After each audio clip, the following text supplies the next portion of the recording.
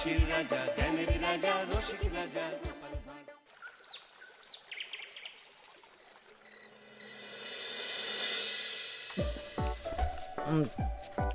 একটা সোনার আংটি, একটা ময়ূরপঙ্খী ধুতি, পাঞ্জাবির জন্য সোনার বোতাম। এই তুমি সেই বিকেল থেকে কি এত লেখাপড়া করছো বলো তো? চিঠি লিখছি। তা কাকে চিঠি লিখছো শুনি শুনি? আমার শাশুড়ি মাকে লিখছি গো গিন্নি। আমার মাকে হঠাৎ চিঠি লিখছো কেন? এক সপ্তাহ পরে তো জামাই ষষ্ঠী, তাই মন্ত্রীমশাই সব আবদারগুলো একে একে লিখে ফেলেছেন। তুমি আমার মায়ের কাছে আবার কি আবদার করছো বলো তো? বেশি কিছু না, ওই আমাকে চিঠি পাঠিয়ে নিমন্ত্রণ করতে হবে, তারপর সাদা ঘোড়ায় করে নিয়ে যেতে হবে আমাকে, 3 দিন আদর যত্ন করে খাওয়াতে হবে, সোনার আংটি, ময়ূরপঙ্খী ধুতি, সোনার বোতাম, গলার হার, এই সব উপহার দিতে হবে। তুমি কি পাগল হয়ে গেছো? আমার মায়ের কাছে এত কিছু হ্যাংলার মতন চাইছো কেন? দেখো গিন্নি, আমি তো কৃষ্ণনগরের মন্ত্রী, আমার তো একটা আভিজাত্য আছে। আমাকে এরকম রাজকীয় ভাবে নিমন্ত্রণ না করলে আমি এবারে মানবো না। আমার মা এসব পারবেন না। আমি ওই শুধু আম লিচু কাঁঠাল খেয়ে জামাই ষষ্ঠী কাটাতে পারবো না। তাহলে তোমাকে যেতে হবে না, আমি একাই চলে যাব। কি জামাই ছাড়া জামাই ষষ্ঠী? হ্যাঁ হ্যাঁ, আমি আগামীকাল সকালেই চলে যাব। এই পোড়া কপালের সংসারে যত কম থাকা যায় ততই ভালো।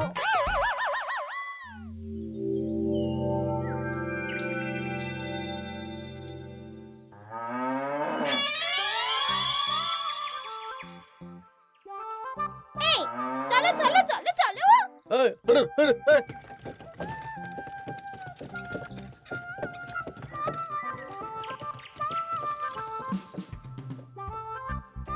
এটা আমার সাথে কি হলো রে বটা ঘটা? লোভে পাপ আর পাপে চাপ হয়ে গেল।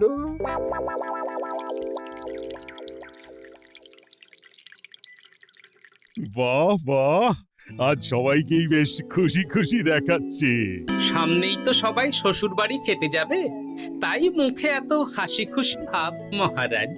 হ্যাঁ, পরের সপ্তাহেই তো জামাই ষষ্ঠী। তা মন্ত্রী, তোমার কি খবর? আমারও ভালোই খবর। তুমি এত চুপচাপ কেন? আমার জন্য তো আমার শাশুড়ি মা এলাহি আয়োজন করেন, এবারেও নিশ্চয়ই করছেন। কিন্তু গিন্নিমাকে যে দেখলাম আজকেই আপনার শ্বশুর বাড়ি চলে গেলেন, মুখটাও কেমন ভার ভার ছিল।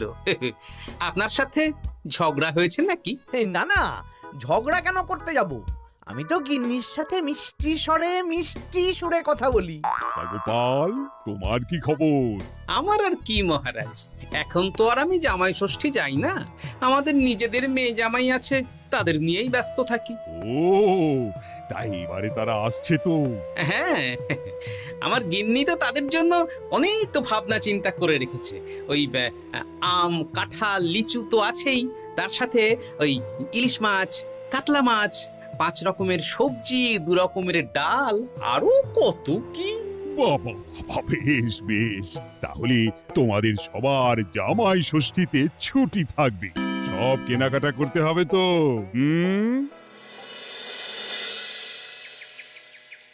মাথাটা খারাপ হয়ে যাচ্ছে রে, সবাই চব্যচস্য খাবে। মন্ত্রীমশাই, এই তো সুযোগ। কিসের সুযোগ? আমি বলতে চাইছিলাম যে এই সময় সব সভাসদেরাই তো জামাই ষষ্ঠীর নিমন্ত্রণ রক্ষা করতে শ্বশুর বাড়ি যাবে, আর সবাই কিছু না কিছু কিনে নিয়ে যাবে। হ্যাঁ, শাড়ি গয়না মিষ্টি। আর গোপাল তো ওর জামাইয়ের তদবির করতেই ব্যস্ত থাকবে। গোপালও কেনাকাটা করবে, তাই এই সুযোগটা হাতছাড়া করা যাবে না। হ্যাঁ, সবাই হাত খুলে খরচ করে কেনাকাটা করবে, আর আমি ওই কেনাকাটায় ভাগ বসাবো। একদম এইটাই বলতে চাইছিলাম। শোন, তোরা শুধু ভাবনা চিন্তা করে নে কিভাবে কুচির কাজটা করা হবে। আমি আগামীকাল রাজসভায় একটু বিশদে জেনে নেব যে কে কি কবে কিনছে। কেমন?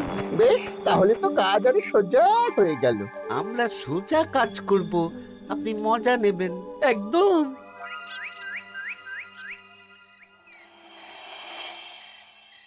এই কি বলছি শোনো না। মুখ চলছে, কান খোলা। বলে ভালো। আমি আমাদের জামাইয়ের জন্য একটা আংটি আর মেয়ের জন্য একটা নাক ছাবি বায়না করে এসেছি। হ্যাঁ, মানে মানে তুমি আগামীকাল সন্ধ্যাবেলা দাম মিটিয়ে দিয়ে ওগুলো নিয়ে আসবে, কেমন? ওরে বাবারে কি হলো গো? ষাট কি হলো?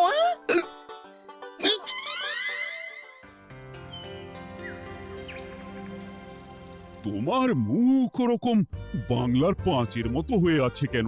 আর বলবেন না মহারাজ, গিন্নি আমাদের মেয়ে জামাইয়ের জন্য একটা আংটি আর একটা নাক ছাবি বায়না করে এসেছে। আজ সন্ধেবেলা আবার সেগুলো নিয়ে আসতে হবে। গোপাল তাই খরচের ভয়ে পাগল হয়ে যাচ্ছে। তা বাকিদের কেনাকাটা কত দূর? আমি ভাবছি ওই আগামীকাল দুপুরেই সব কেনাকাটা করে নেব। ওই শ্বশুর মশাইয়ের জন্য ধুতি, শাশুড়ি মায়ের জন্য ভালো শাড়ি, হ্যাঁ, আর তারপর ওই ফল মিষ্টি আরো অনেক কিছু, হ্যাঁ, সব কিনতে হবে। আমি তো ভাবছি আজকেই কিনে রাখবো, সন্ধেবেলা একটু যাওয়ার আছে। আমি তো বিয়ে করিনি, তাই আমার জামাই ষষ্ঠী নেই। আমি তাই হাত গুটিয়ে বসে থাকবো। আর বাকিদের? আমার মহারাজ, বুঝে গেছি তোমরা এখন থেকেই ব্যস্ত হয়ে পড়েছ।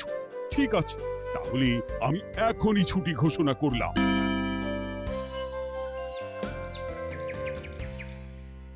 আরে আমার আজকের ভাগ্যটা এতটাই চওড়া যে রাজসভায় শুরুতেই ওই আলোচনা শুরু হয়ে গেল। মানে মানে গোপালের মুখ ভার ছিল, নিজেই কারণ বলে দিল যে আজকে সন্ধ্যাবেলা জামাই আর মেয়ের গয়না কিনতে যাবে। আচ্ছা, আর বাকিরা? বাকিদের ব্যাপারও জেনে নিয়েছি। আমি একটা তালিকা বানিয়ে রেখেছি। কিসের তালিকা? এই যে কে কখন কি উপহার কিনতে যাবে। আরে বাস, তোরা দিনে রাতে চুরি কর, বুঝলি, সারা রাজ্যে চুরি কর। রাঘব বোয়ালের খবর তো আমি দিয়েই দিলাম। এর সাথে সাধারণ প্রজাদের ঘরেও চুরি করব? একদম। মন্ত্রীমশাই, এবারে হিসেবটা 50-50 হবে তো? মানে ওই আমরা যা চুরি করে আনবো তার অর্ধেক আপনার আর অর্ধেক আমাদের। কারণ এবারে তো আর গিন্নিমা নেই, তাই আপনার খরচ নেই। এই তোরা কার সাথে কার তুলনা করছিস? আমি এই রাজ্যের মন্ত্রী, তোদের কাজ দিচ্ছি, এটাই তোদের অনেক ভাগ্যের ব্যাপার। হ্যাঁ না, হ্যাঁ, যা পাওয়া যাবে তার 80 ভাগ আমার আর 20 ভাগ তোদের। তোরা দুজনে ওই 10-10 করে নিস, যদি না পোষায় বলে দিস। আরে বাবা রে, না না, ঠিক আছে, আপনার শর্তেই রাজি। তোরা চুরি করবি মুখ ঢেকে বা মুখে কালো রং করে, আর গায়ে হাতে তেল মেখে নিবি, ভুলিস না। আচ্ছা মন্ত্রী মশাই, মনে থাকবে। বুঝলে রানী, আমি সব সভাসদদের আজকে থেকেই জামাই ষষ্ঠীর ছুটি দিয়ে দিয়েছি। ভালোই করেছেন, চলুন না আমরাও আগামীকাল বেরিয়ে পড়ি। হ্যাঁ, তাহলে তো ভালোই হয়। সারা দিন রাত এত কাজের চাপ, এত হিসেব নিকেশ, কয়েকদিন একটু ঘুরে এলে মাথাটা হালকা হবে। তাহলে মহারাজ, আমি এখনই সব গুছিয়ে রাখতে বলছি, কাল সকাল সকাল বেরিয়ে পড়বো। বেশ বেশ, তাই করো, সেটাই ভালো হবে।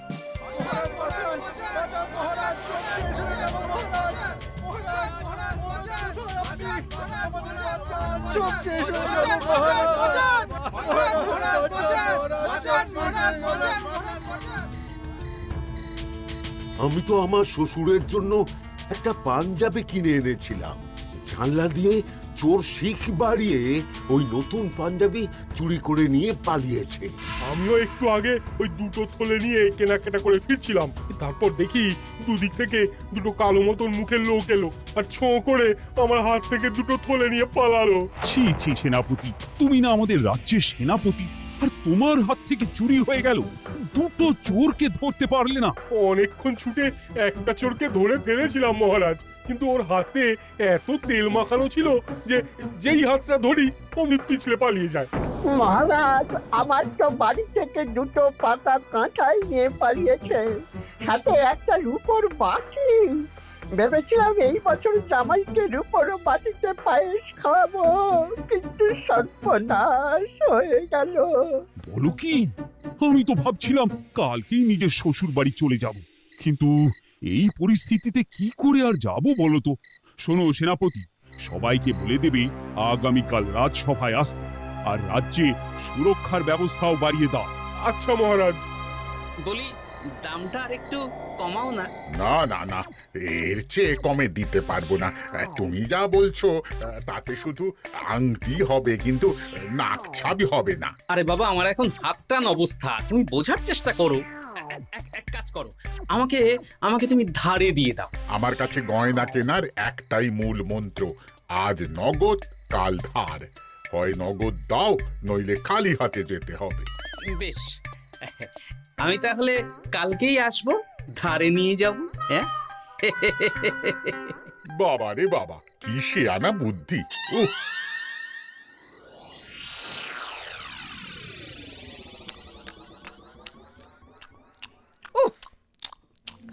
একেই বলে চুরি বিদ্যা বড় বিদ্যা, যদি না পড়ো ধরা। ধরা পড়লেই পড়তে হবে হাতে হাত করা। আজকে সন্ধ্যাবেলা তো গোপালের গয়না কিনতে যাওয়ার কথা ছিল, সেটার কি হলো? ধুর, ও যা কিপটে, ও বলছে ধারে গয়না দিন। আমি তো সাকরার দোকানের বাইরে ঠাই দাঁড়িয়েছিলাম, গোপাল খালি হাতে বাড়ি গেল আর আমিও খালি হাতে চলে এলাম। গোপালের এই চওড়া কপাল। কিন্তু সুযোগ একবার পেলে আমরা হাতছাড়া করব না। হ্যাঁ, তোমাকে যে এত করে বললাম সন্ধেবেলা জামাইয়ের আংটি আর মেয়ের নাক চাবিটা নিয়ে এসো, তা কথা কানে যায়নি নাকি? ও শেখ রাজা দাম চাইলো, তা শুনেই আমার মাথা খারাপ হয়ে গেল। মানেটা কি?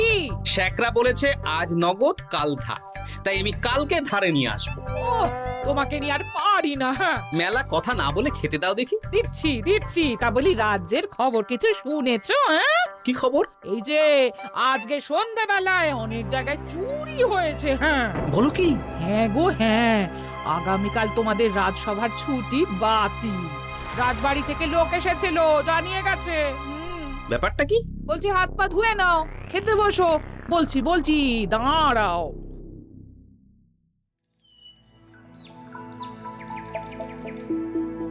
রাজ্যে এতগুলো লোকের বাড়ি থেকে চুরি হয়ে গেল।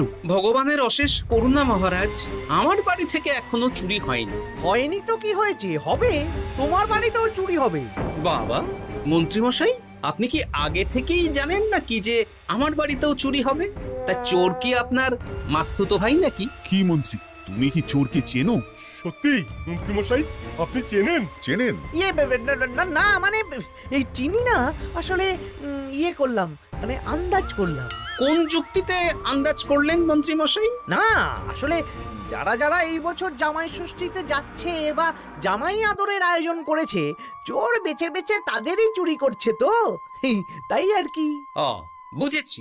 এটার সাথে মন্ত্রীমশাইয়ের একটা যোগ থাকলেও থাকতে পারে। আচ্ছা, যে জন্য তোমাদের ডাকা, তোমাদের যে দীর্ঘকালীন জামাই ষষ্ঠী উপলক্ষে ছুটি দিয়েছিলাম, সেটা বাতিল করে শুধুমাত্র জামাই ষষ্ঠীর আগের দিন থেকে জামাই ষষ্ঠীর পরের দিন পর্যন্ত ছুটি থাকবে। আচ্ছা মহারাজ। আর সবাই একটু সাবধানে থেকো, দিনকাল খুব খারাপ। মন্ত্রীমশাই অত জোর দিয়ে কেন বললেন কথাটা?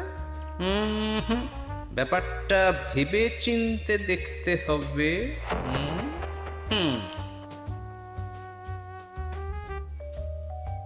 এই তো পুটি, এই পুটি, শোন। বলো। বলছি, তুই বাড়ি যাচ্ছিস তো? হ্যাঁ গো দাদু।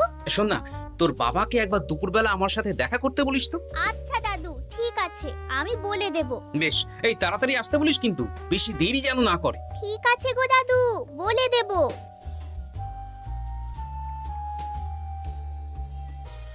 এবারে বিজ্ঞানীর বাড়ি একবার যেতে হবে। এটাই কাজ হবে তো বিজ্ঞানী?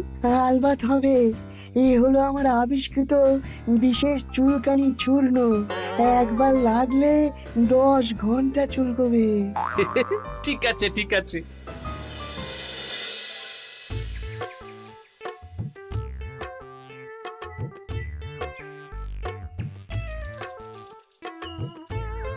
ও গোপাল দাদা, তুমি আমাকে ডেকেছো?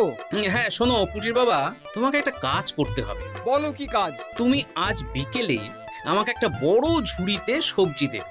শুধু সবজি না, সবজির সাথে ওই ফল মূল মাছ সবকিছু টাটকা না হলেও চলবে। সেটা আবার কেন? সে পরে বলবো। আচ্ছা আচ্ছা গোপাল দাদা।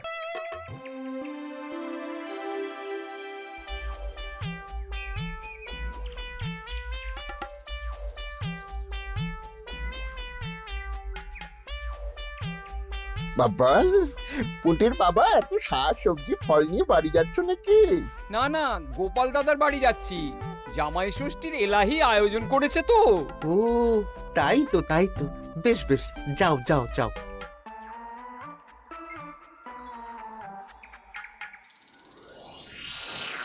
বলিস কি রে? হ্যাঁ, নিজের চোখে আমরা দেখে এলাম। যে পরিমাণ শাক সবজি ফল আছে সেই সব দিয়ে আপনার ওই 1 সপ্তাহ চলে যাবে। তাহলে এই সুযোগ হাতছাড়া করা যাবে না। আজকে ওঁত পেতে থাকবি, কোন রকম সুযোগ পেলেই নিয়ে আসবি। আচ্ছা মন্ত্রী মশাই।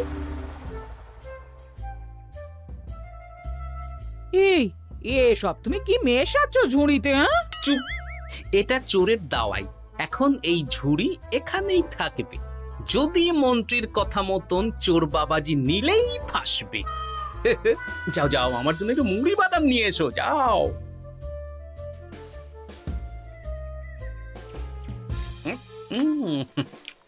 আহা, মুড়ির কি স্বাদ!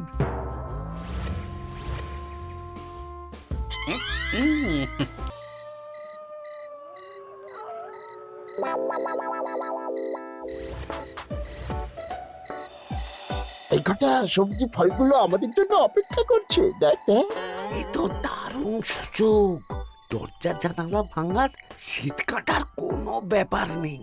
ঠিক, তাহলে আর দেরি কেন, চল।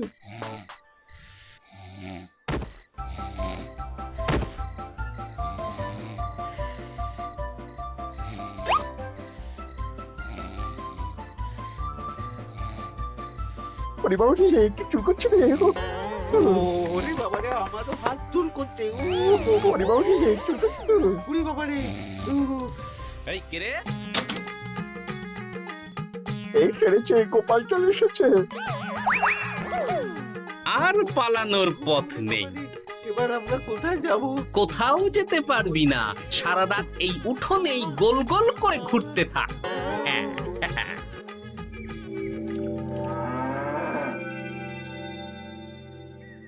ও এখনো বেটারা এলো না। ওরা ধরা পড়ে গেল না তো?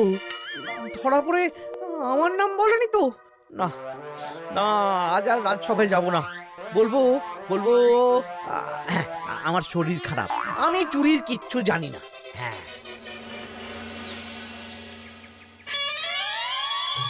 শুধু মন্ত্রী আসেনি।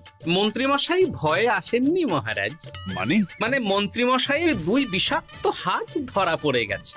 এরা দুজনে মন্ত্রীমশাইয়ের নির্দেশে সবার বাড়ি বাড়ি চুরি করেছে, ছিনতাই করেছে। তাহলে আর দেরি কেন, চলুন মন্ত্রীকে ধরে আনি। এ না হয় ধরবেন, কিন্তু উনি যদি অস্বীকার করেন, কারণ চুরির সময় উনি তো উপস্থিত ছিলেন না, যদি বটা ঘটার কথা অস্বীকার করেন। সে ভাবনাও আমার ভাবা আছে। শোন বটা ঘটা, এই তো ভালো বুদ্ধি, চলো সবাই।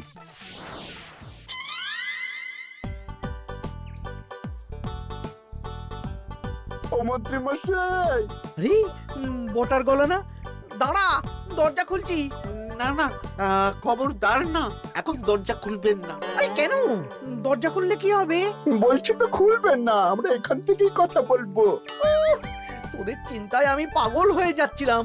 তোদের যে গতকাল সন্ধ্যাবেলা গোপালের বাড়িতে চুরি করতে পাঠালাম, সেটার কি হলো?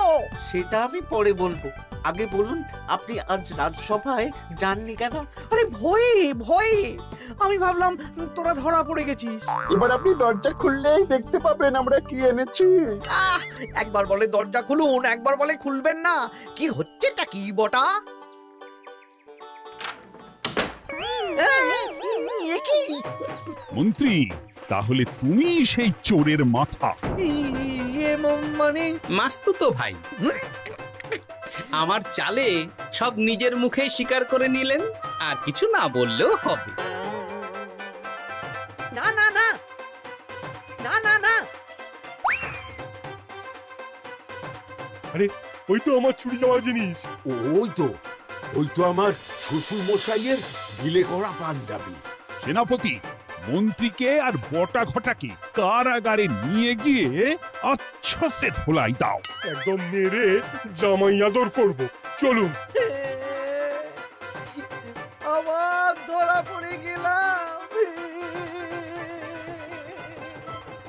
এবার সবার ছুটি, যাও যাও আনন্দ করো, খাও আর খাওয়াও।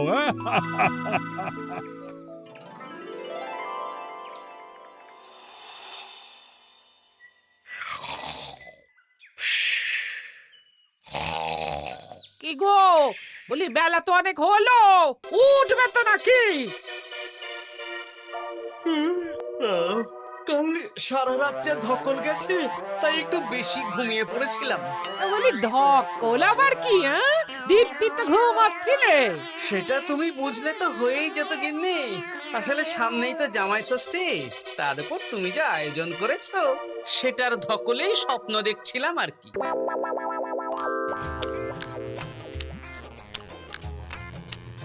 জমানো দই, জমজমাট খাবার, দারুণ হয়েছে রান্না। জমজমাট জামাই ষষ্ঠী, শুরু হবে আমার কান্না। হাসির রাজা জ্ঞানের রাজা রসিক রাজা